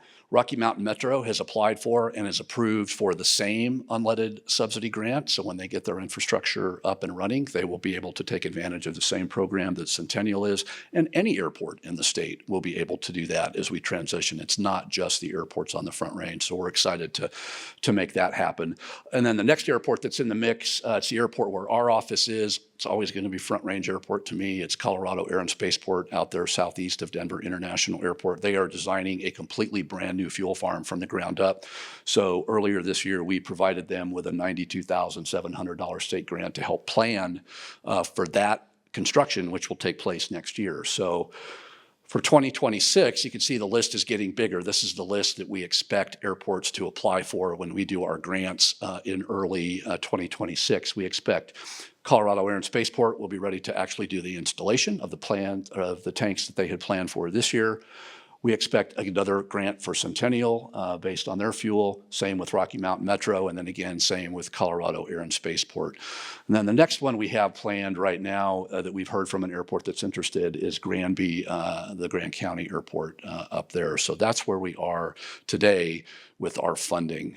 What we're starting to hear from some of our airports, and Zach really did a great job of touching on it, as a fleet-wide 100 octane fuel becomes more available, we think that our smaller airports, rather than investing money in separate infrastructure, when that fuel is available, they will just sell all the unleaded or the leaded fuel they have, and the next tank fill will be unleaded fuel when it's available, and the users on the airport are able to do that. So it'll be interesting to see how that shakes out. As Zach said, we're not there yet on a complete fleet-wide fuel that's readily available, but we'll be getting there. So that's a quick summary of that. One of the things I really wanted to touch on is, in the 10 years that I've been in my role with the division, I have been blessed to work with a lot of very forward-thinking folks on our aeronautical board. All of the governors have done a great job of appointing very forward-thinking people to our board. And we have been very innovative in Colorado. And clear back in early 2023, we became the very first state aviation agency in the country, the only one to date, to partner with the National Renewable Energy Lab to help us take a look holistically at what are the airport infrastructure needs going to be to support battery electric training aircraft, battery electric hybrid regional aircraft, hydrogen hybrid aircraft. We are at the coolest point in aviation right now since the advent of the commercial jet in the 50s. We have some really cool new technologies that will make aviation cleaner, more efficient, more accessible. And in our role as an infrastructure funding entity, we want to help airports get ready for airplanes like this. This is the Bristol B-55. It came through Centennial a couple of weeks ago and did a really cool set of flights. Battery electric general aviation training aircraft has a flight time of about an hour, so it's perfect for use in the local traffic pattern as pilots are learning how to do their takeoffs and landings.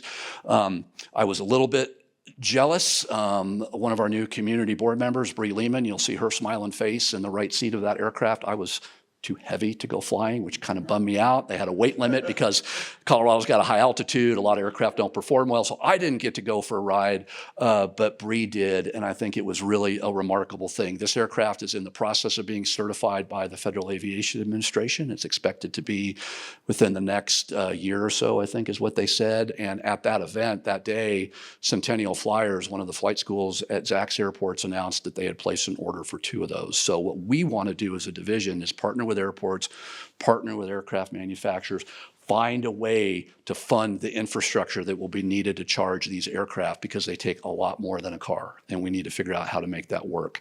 And we're ready to step up, implement the provision of Representative Brown's bill, and take this next step. And we're going to be working on that very closely. So I would encourage you, if you can see the QR code down there, our NREL report took a holistic look at the current state of aircraft technology, what's out there. It's changing without exaggeration every month or two. There's companies going in and out of business. There's new breakthroughs in battery technology. The NREL report did a lot. There are super smart people out at NREL. I couldn't believe that we were able to partner with them. So we used our division funding that we provided to NREL to do this work for us. And the study gets into really great detail about the electrical charging demands that will be needed. We specifically modeled the flight school operations at Rocky Mountain Metro Airport to help that airport and to help their flight schools understand what they need to be thinking about. One of the cool takeaways that we learned, that was one of the unexpected ahas, was that it's likely that Rocky Mountain Metro Airport will not have to do any significant grid upgrades to support these airplanes. They would probably be able to do it with a combination of on-site solar and battery electric storage. That was one of the cool things that even NREL didn't think would happen. So we've now given the airport some tools to use and to think about how they plan for supporting these aircraft. Same with Centennial. A lot of the things, even though we specifically looked at Rocky Mountain Metro, they're analogous to other airports as well. So please have a look at this study. It was just released a couple of weeks ago. We're really excited about it. It's going to inform our next step. It's going to help inform the board's funding priorities and make 1235 happen and facilitate this transition away from leaded avgas, which nobody in the aviation industry wants this stuff around any longer than it absolutely has to. So that's what I've got to say. Happy to answer any questions when we're done. But Bree, again, I'm really jealous you got to go flying that day, and we just had to take your picture. So anyway, but thank you very much.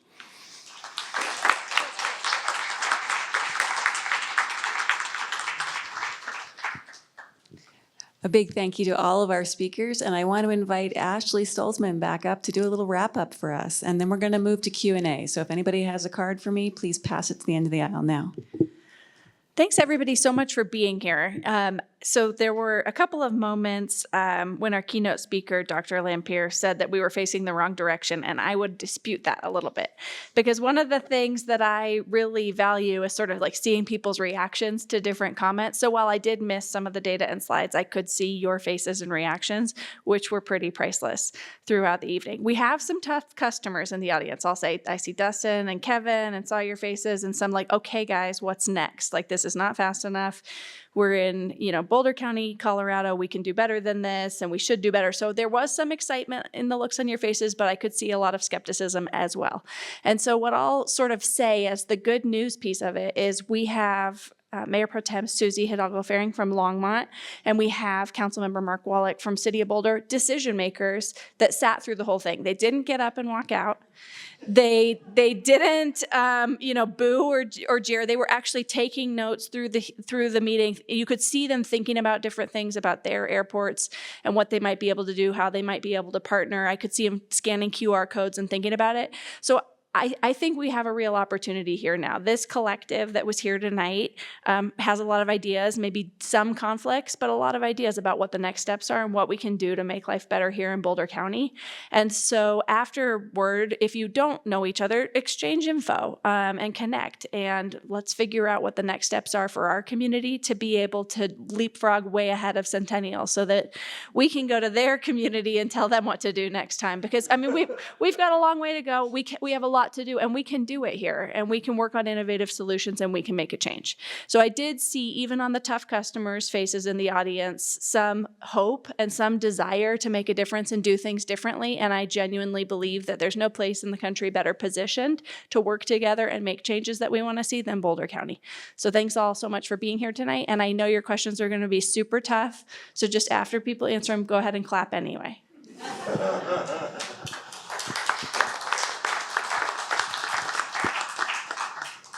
Thank you so much, Ashley, and thanks again to all of our panelists. And Bruce, could we get you to go up to the stage as well? Because I think our first question is going to be for you. And we have great questions here, questions for all of our panelists. I'm going to try to make sure we get at least one question for everybody. tonight.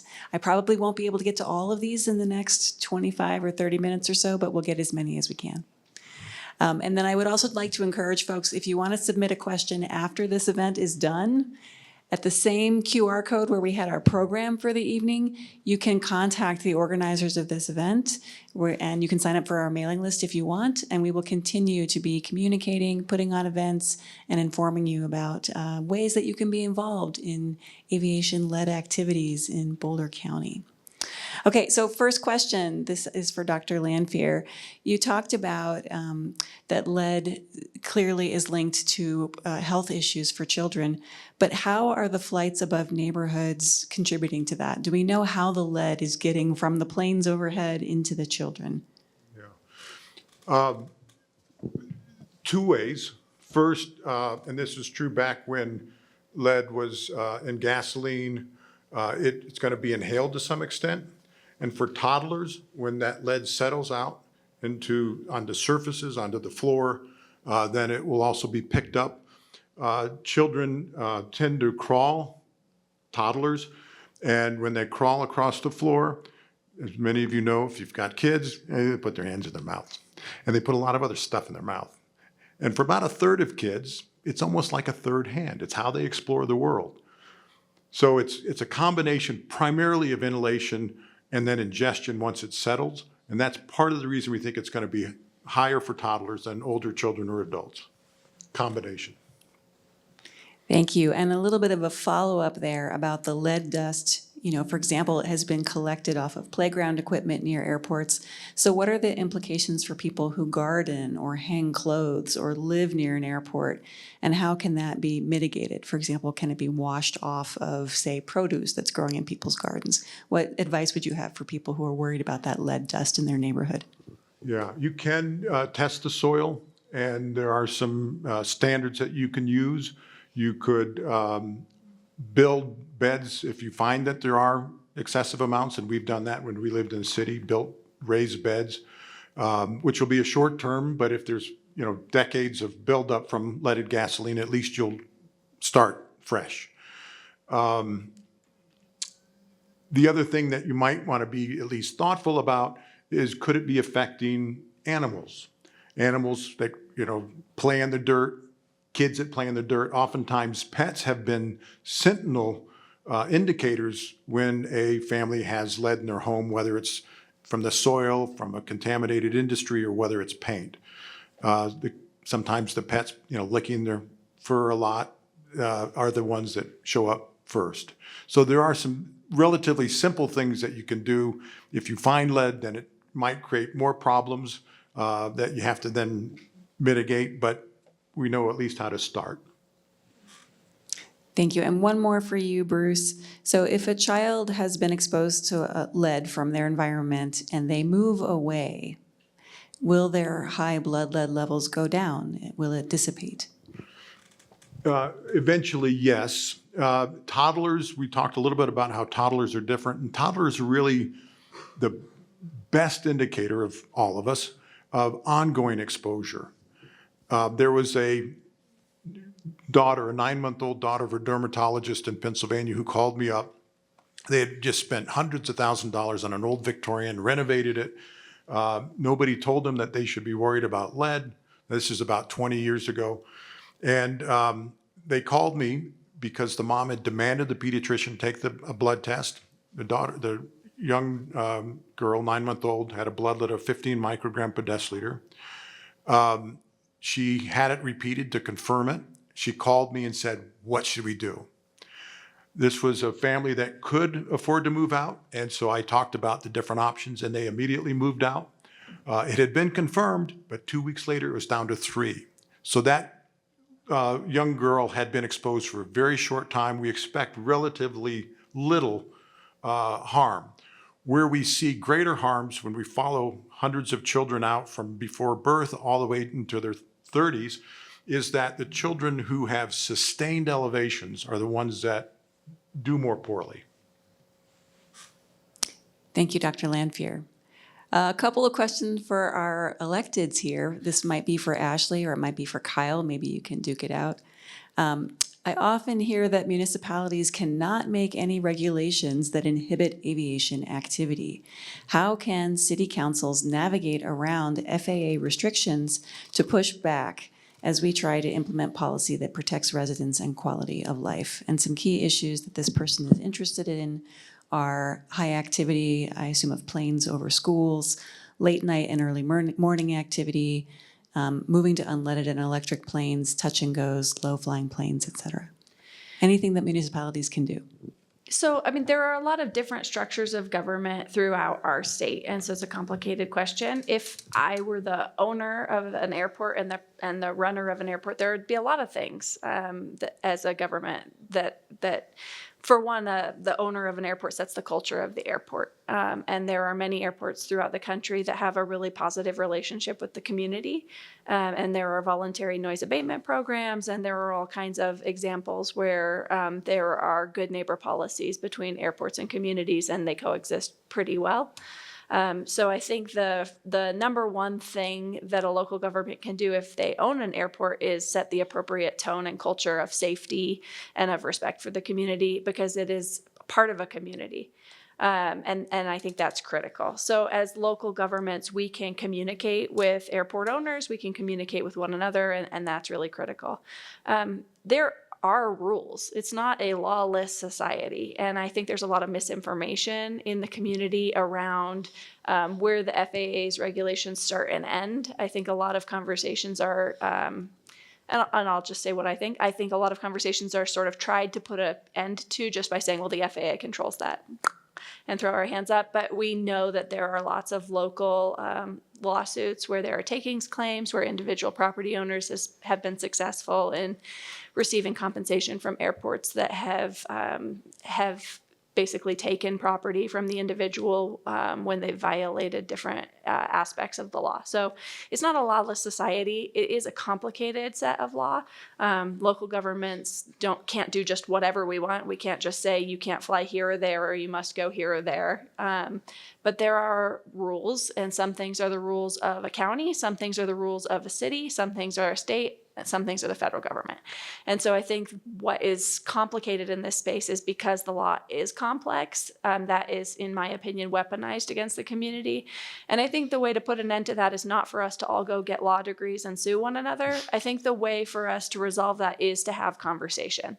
And so, I continue to reach out to the Jefferson County commissioners to sit down to talk about issues. They continue to say they're uninterested in discussing it, but I think all of you should also reach out to them. And I think all of you, talking to your council members that are here tonight, they're interested in a conversation. They want to understand what they can do for the pilots, and they want to understand what they can do for the community.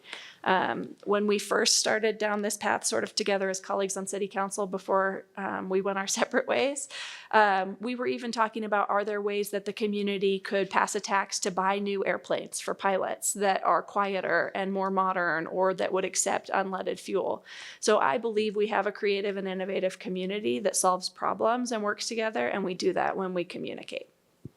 The only thing that I think Commissioner Stolzmann did a great job of explaining sort of both the opportunities, but also some of the challenges that local communities face. I will say that one of the great allies that our community has had in this fight is the Attorney General. Our Attorney General in Colorado has been very interested in this issue and has made legal resources available to me as a legislator so that we can sort of understand where the state's jurisdiction starts and where the FAA's jurisdiction may end. What are the places that we can really make a positive impact? There were people when we introduced 1235 who said that it was all preempted and we couldn't do anything because that's the FAA's jurisdiction. And there are important legal principles, like we have the ability to spend money as a state how we want to, that are key here. And so we can be a positive force even if the FAA is not necessarily our partner here. Thank you, Representative Brown. Back to you, Ashley, Commissioner Stolzmann.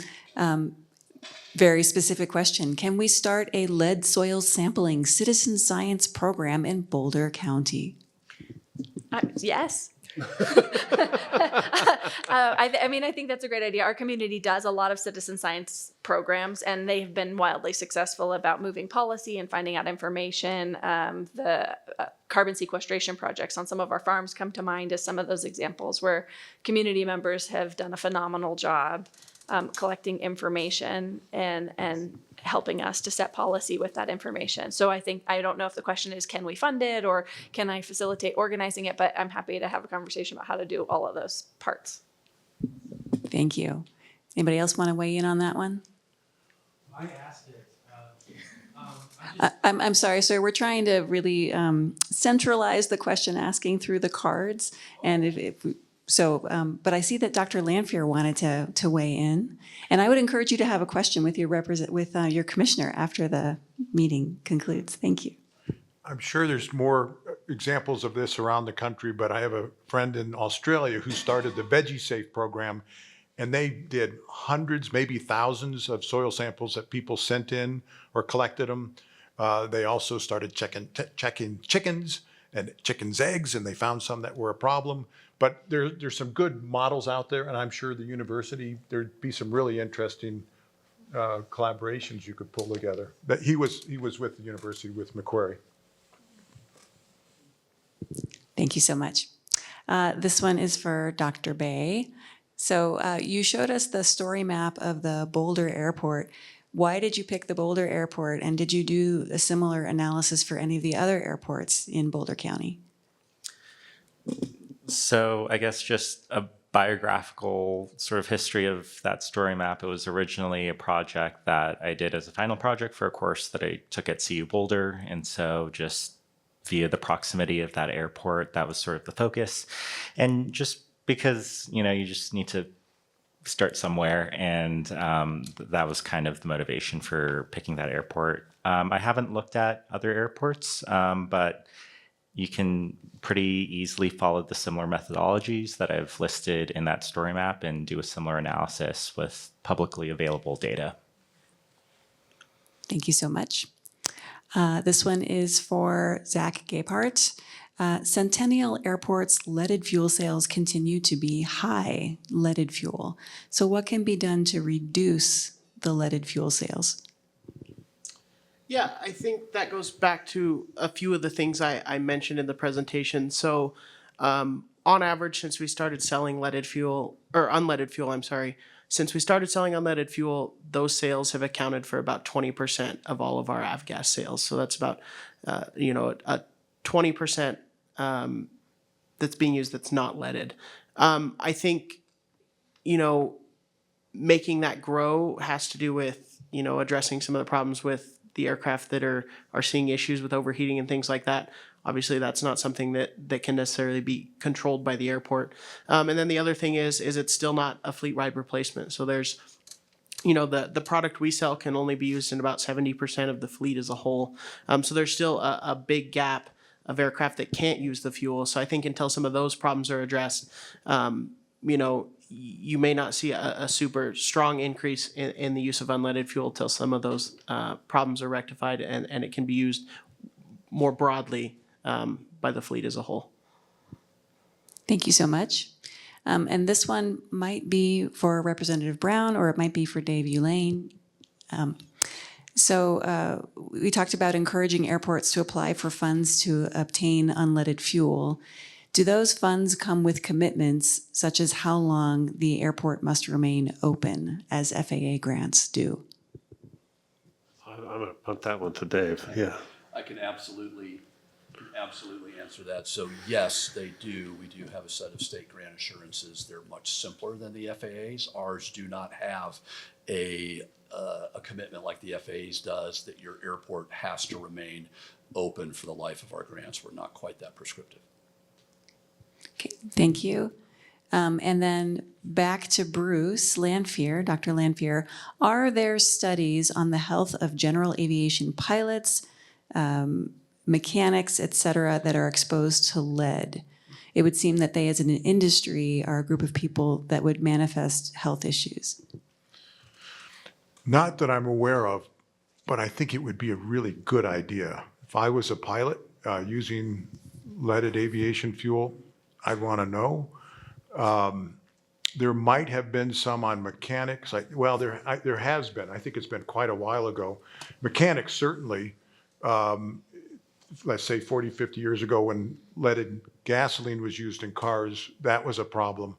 That's a little different than flying a plane, of course. So I think I'm not aware of any, but I think it'd be a really good idea for the pilots. Thank you. And back to Dave Ulane. I'm sorry, this would have been a great follow-up, and I missed it until just now. Regarding the grants for the unleaded fuel, would CDOT be willing to offer grants for temporary unleaded fuel tanks without grant assurances, since the temporary tanks can be easily relocated to another airport or resold? They would absolutely, and if an airport wanted to do that, that would not be subject to our grant assurance because they would just be simply transferring that grant assurance to the other airport. And indeed, that's a great question. We have reached out to airports and said, if you're interested in a temporary skid-mounted, self-contained, unit that we could acquire for you, help you lease, we would absolutely do that. And we have communicated that to our entire cadre of about 60 airports in the state that sell fuel. Thank you. Next question. I don't know who this is for, so open season. Are all new Piston planes being built so that they can use unleaded fuel?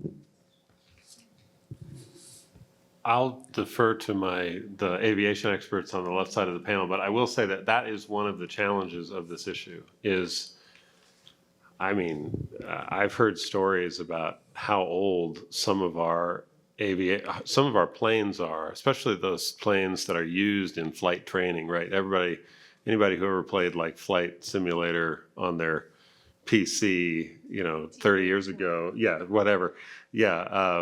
knows what a Cessna is, right? And those planes have been in service for decades, right? And if they are the ones that can't take the unleaded fuel, then that's a serious problem, and we should be thinking about that's one of the benefits of the car, right? We get new cars all the time, right? People are constantly replacing their cars. That isn't true necessarily in the aviation industry, and so we're going to have to tackle that head on in terms of making sure that we have a fleet of aircraft that are training pilots in particular that can take the unleaded fuel. One of the reasons why I wanted the tax credits to be available to flight schools in particular, to give them a little incentive to convert some of their planes over. And I would be happy to follow up with that. I don't know the answer myself, but we do have one of our aeronautical board members who's very heavily engaged in the aircraft OEM business that would know the answer. So I'm happy to learn a little bit more and pass that back afterwards. Okay, so if the specific person who asked that question wants to chat with Mr. Ulane and make that connection, please go right ahead, or you can, we'll try to follow up on that through our website as well for general interest. And then this might be a particular interest to the pilot community. This person is asking, besides the Piper Archer issue, have there been issues with Cessna 152s, Cessna 172s, Piper Cherokees, and Piper Warriors with unleaded, 94 unleaded? Very specific question. Yeah, so the Piper Archer that I brought up, that's the only aircraft we're aware of that has utilized the fuel at our airport that's had those issues, so I can't answer specifically to those others. But the Piper Archer is the only one at Centennial that we've seen an operator express an issue with using the UL94 fuel. And the one thing I might add, there is an interesting case study out there nationally. The University of North Dakota, which operates a fleet of about 80 general aviation training aircraft, opted to transition all to UL94 a couple of years ago, I think. After flying their aircraft, they experienced some engine issues that resulted in them going back to leaded avgas. There was some conversation about whether it was the fuel or it was about whether the pilots were operating the aircraft in the right manner. But that was one where some of the engines did experience some issues and resulted in a transition back while they tried to figure out what's going on. So if you Google University of North Dakota UL94, they did a very detailed study of what they found with the use of that fuel. Great information, thank you. And I think this is another one probably for Zach. What % of flights are currently flying with unleaded fuel out of Centennial, if you know that figure? So that's not a figure I have off the top of my head, and that's something that is extremely hard to track. You would have to be tracking every single flight that takes off and whether or not they had fueled with unleaded fuel or leaded fuel. So that's not necessarily a metric that we're able to track at Centennial. The biggest way we track the fuel use is obviously that percentage of overall avgas sales, what portion accounts for the UL94 unleaded fuel. So unfortunately, that is not a number I have with me. Okay, thanks for letting us know how you actually can track that, like what kinds of metrics are available to you. I think this one goes back, well, again, I'm not sure who this is for. I'm reading some of these questions for the first time, so bear with me. And thank you, everybody, for these really thoughtful questions. What mechanisms exist to impose landing fees which would have a significant cooling effect on the air traffic communities are experiencing? I'm happy to answer the question as someone who doesn't have an airport and knows nothing at stake. So landing fees can be implemented proportional to costs incurred at the airport. So airports are expensive to run, and they have to maintain all kinds of things, and runways and facility maintenance things. And there are airports all over the country that have implemented landing fees that are proportional to the cost of providing the service at the airport and keeping them up. Thank you. Anyone else want to weigh in? Okay. I'll just say that it's an important topic, and it's like we should be looking at all the tools that we have to make sure that we're trying to reduce the impacts of aviation on our communities. Whether landing fees in particular are the right approach, I can't particularly speak to that, but I think the commissioner makes a really good point, which is lots of airports have them. And so it's worthy of discussion. I know that airports we've had this conversation with Rocky Mountain Metropolitan Airport. They're not interested in that at this point in time. So I guess the only thing I'll add off of what you're saying is just the way that we fund things in our state, as you all likely know, is that voters approve taxes for specific things. Like Kyle can't just go down to the Capitol and say, all right, we're going to raise taxes to make up this $1 billion deficit. If there's a new tax that people are to consider, it goes on your ballot in the fall, and you all consider whether or not you would like to pay for that service. And if you would like to pay for the service, then we provide it. And if you would not like to pay for the service, then we don't provide it. And so what that has led to over time is that many things are provided through what are called enterprises, where user fees are collected and taken into a specific fund to cover the cost of that service. And so when you look at the different budget documents, because all the government's budget documents are posted online, and if you're way into that like I am, then you look at all the different local governments' budgets, you'll see that most of the airports are losing the local government's money, and that even the ones that have enterprised it are putting money from the general fund in, or they're covering administrative costs from the general fund to supplement the airport. And so when you're looking at a very tightly constrained fiscal environment, it is reasonable to charge user fees to recover the cost of providing a service. And that's the basis of landing fees, is really about upkeeping infrastructure that deteriorates over time from the users that use the infrastructure.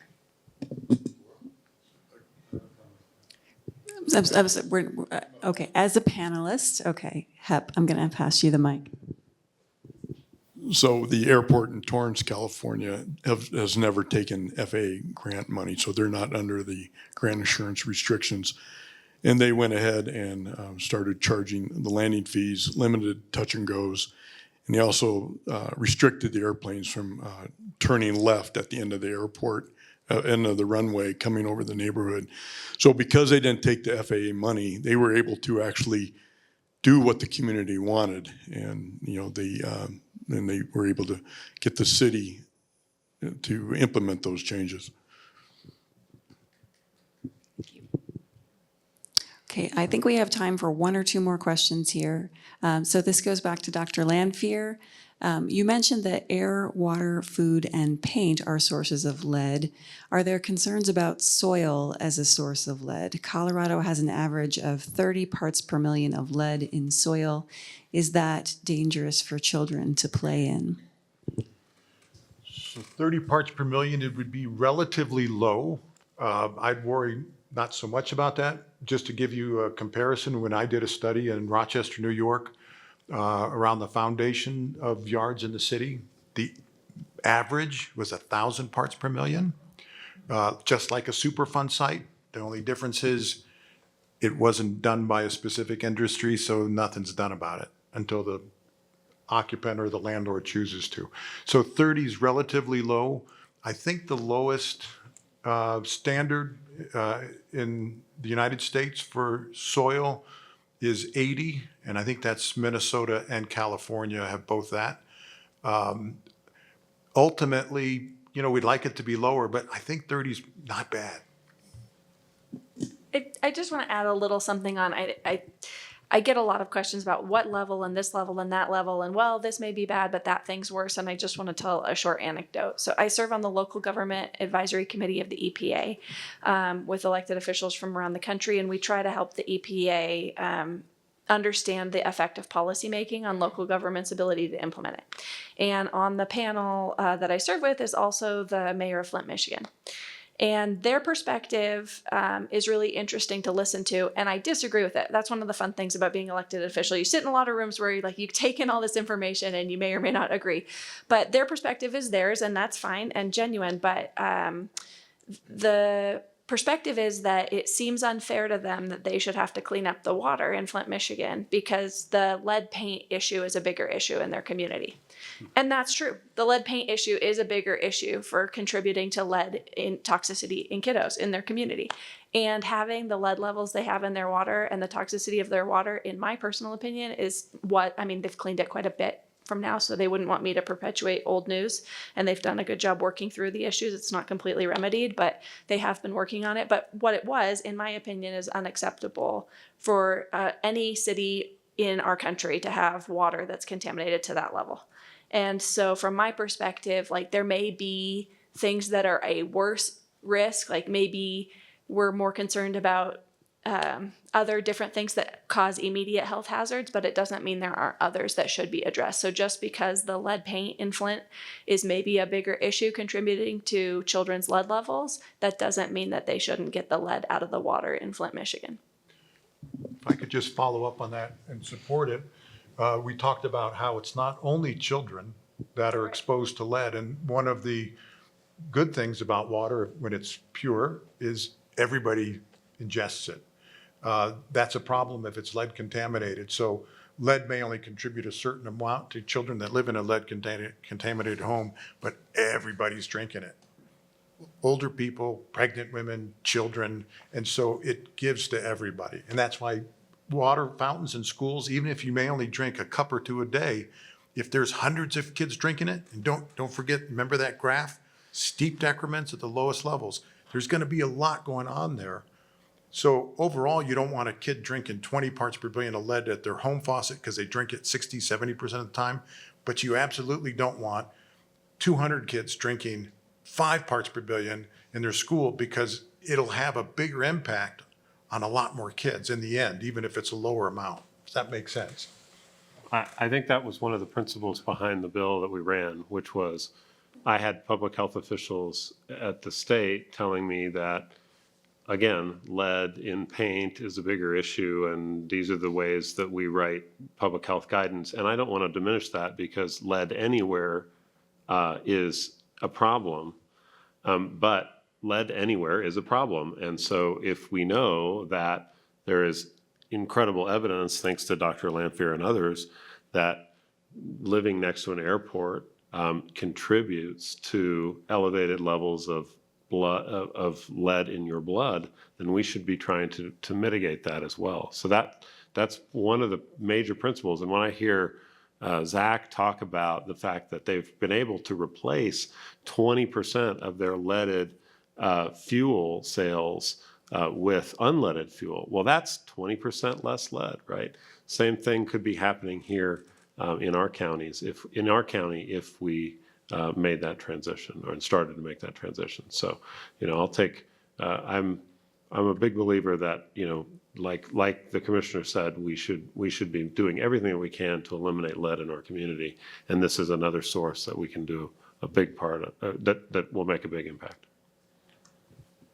Well, we're just about at the end of our time for Q&A. I do want to offer all of our panelists, if you have one concise thought that you would like to leave us with, or something that you think you wanted to say but didn't get a chance to, I want to go down the line and give you a chance to do that. And Hep, you're welcome to go back up on stage if you want to join. But anybody want to leave us with a last thought? And while you're thinking about that, I'll just let folks know this hall will be open until about 9 o'clock. If you want to do more mingling, more network, meet your neighbors, talk to your electeds, talk to our panelists if they're able to stay. We're not trying to kick you out. So once we finish our wrap up here, please do stay and talk amongst ourselves. I think is it okay if we just go down in the row? Absolutely. Thank you so much. My number one takeaway is just thank you all for being here and staying engaged. I've seen many of you for several years now working on these various issues that are affecting our community, and it does feel like it's moving too slowly, and I still do see change happening, and it happens from dedication and commitment, and the fact that you came here tonight is tremendous, and we can continue working on improvement together, so thank you. I guess I'd add that there's a wide variety of open source GIS materials out there, and if anyone wants to talk to me about various databases for doing similar research, please let me know. I've dealt with a lot more really difficult challenges than this. I mean, if you look at 24 million homes containing lead hazards in the United States still, that's overwhelming. Removing how many millions of lead service lines, digging up lead service lines and replacing them, that's overwhelming. We're making some headway in it. This, you can do it. It's doable. And I've heard a couple times that maybe Colorado could be at the head of the curve here. I absolutely think you can do it. You gave me a lot of hope that I didn't have when I came here. Yeah, I just want to thank all of you for coming. I want to thank all of the panelists for their insights. You know, for me, this is going to be an issue that I continue to work on throughout my career as an elected official. It's something that continues to be a problem for our community, right? And we need to continue to raise our voices and make sure that whether it's the FAA or it's Jefferson County or the state government, that we are, telling folks what our community needs, how it's being impacted, and how it can be improved. So, as the politician, I guess, or one of the politicians on the stage here, I will just continue to advocate for you all to continue to be engaged, raise your voice, and for us to continue to push and to work on getting the lead out of the fuel. So, thanks again for being here. Yeah, and I'll echo that again. Just want to thank you all for being here, and thank you for allowing me to tell our story at Centennial and being on the forefront of that transition away from leaded aviation fuel. And we're certainly going to keep pushing that transition until we have that full fleet-wide drop-in replacement that can be used in all aircraft. So. And again, I'd echo that too. I think I can speak very confidently that our entire state aeronautical board and our entire division team are utterly committed to doing everything that we can within our power to facilitate this transition as soon as possible. And we're really eager to work with not just Zach and Rocky Mountain Metro and the airports here, but every one of our airports across the entire state to make this transition happen. Thank you. And I'll just say that this whole evening, I'm going to go right to you, Hep. I just want to give you credit.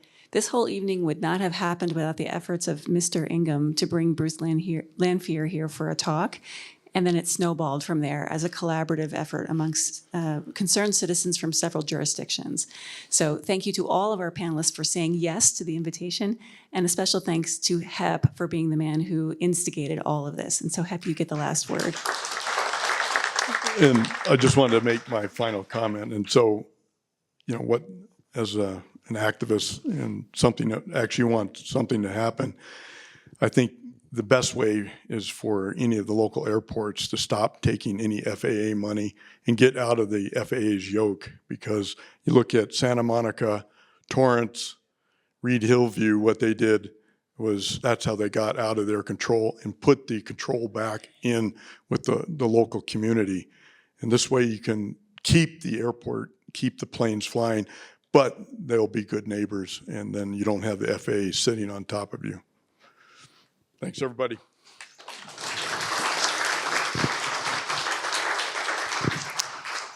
Thank you, everyone, for being here, for your attention, for your thoughtful questions, and feel free to stay and mingle till 9 o'clock.